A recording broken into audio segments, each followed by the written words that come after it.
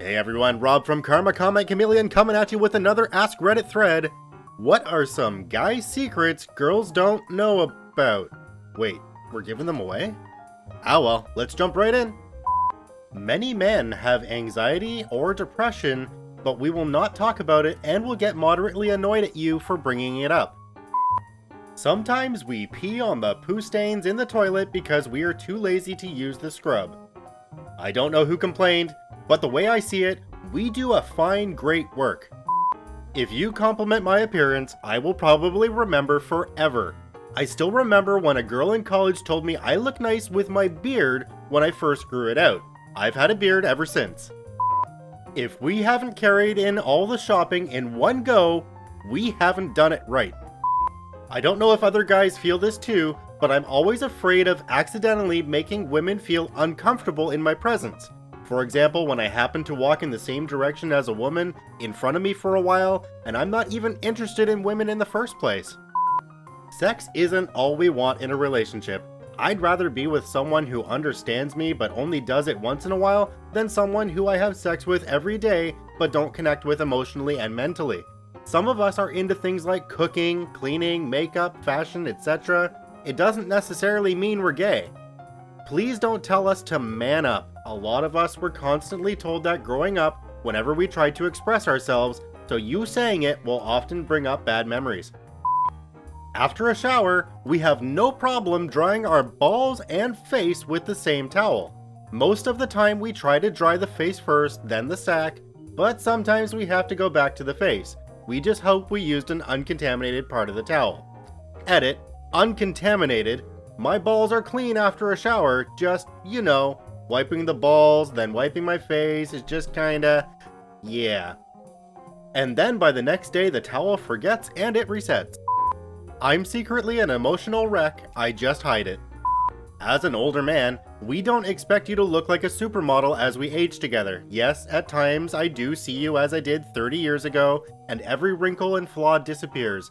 Yes, there are times I see every wrinkle and flaw, and know how you got every one of them. They are beautiful too. This comment will be buried, but those perfectly round toilets suck. It's super annoying when your junk touches the inside of the toilet bowl. The oval toilets, like in most public toilets, are much better. Your chances of getting what you want out of us are infinitely higher if you tell us directly. I just spent the last hour shouting all of these to my husband in the other room and him replying, "Yep." We don't care how popular or unpopular you are with other women, so it shouldn't factor into how you value yourself when dating. It's not uncommon for us to genuinely think you're beautiful without any makeup. When people come crying to us, our first inclination is to fix the problem. Since this is often not possible, lead with something along the lines of, "Can I vent for a minute?" Or anything that signals to us this is just a time for active listening rather than a problem-solving session.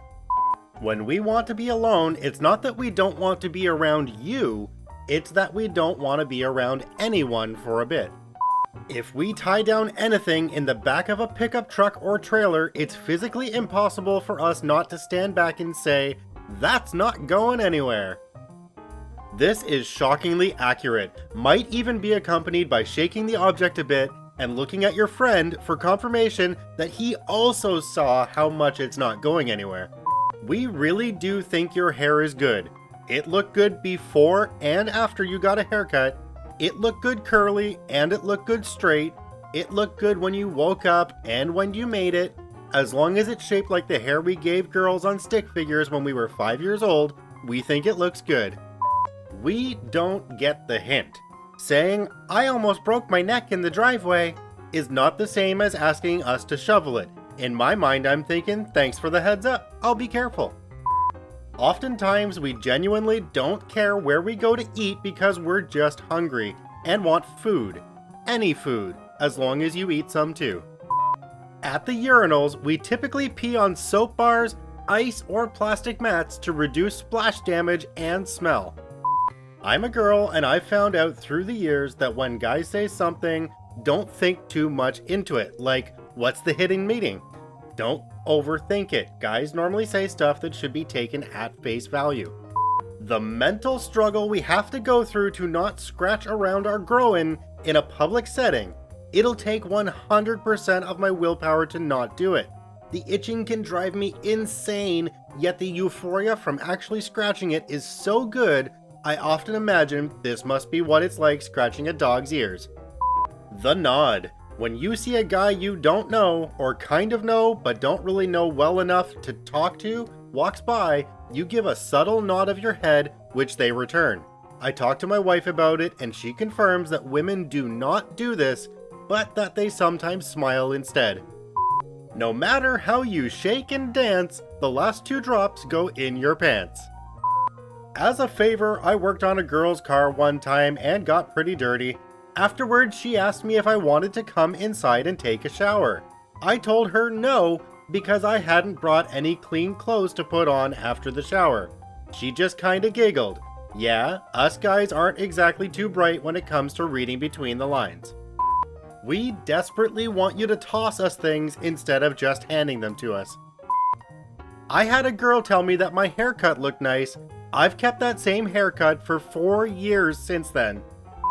I like hugs. I'm not staring at you. I'm zoned out thinking about how I'd start a brewery in medieval England whilst my eyes just happen to be facing your direction. Guys also like to be walked up to and asked out. Just because I got pee on the wall doesn't mean I'm being lazy, it's because it decided to come out a different direction than where the hose was pointed. If you have a son, don't rush into his room and demand that he get up immediately to do chores or some stuff. He definitely has morning wood and would appreciate not needing to hide a boner from his mom. Give him like 5 minutes. That when you fling your underwear off your leg and catch it, you feel like a ninja. Shrinkage. Like a frightened turtle. There is an unwritten rule of bathroom urinal etiquette that is never taught to young men, but is somehow universally known. When a man enters a public restroom to pee in the urinal, he is to occupy every other available urinal from other urinating men. Meaning, the prime peeing positions are in urinals 1, 3, and 5 if that is available. 2 and 4 should only be occupied if there are no other choices. When we come home from work, we could use some downtime to do nothing. The car ride home does not count.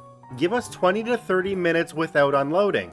This may be true for everyone, but having a moment to just be dormant on your couch or in front of the TV lets our body and brain say, work is over and you can put it behind you. If it's hot outside and you see a guy do some wacky dance, they're just unsticking their balls.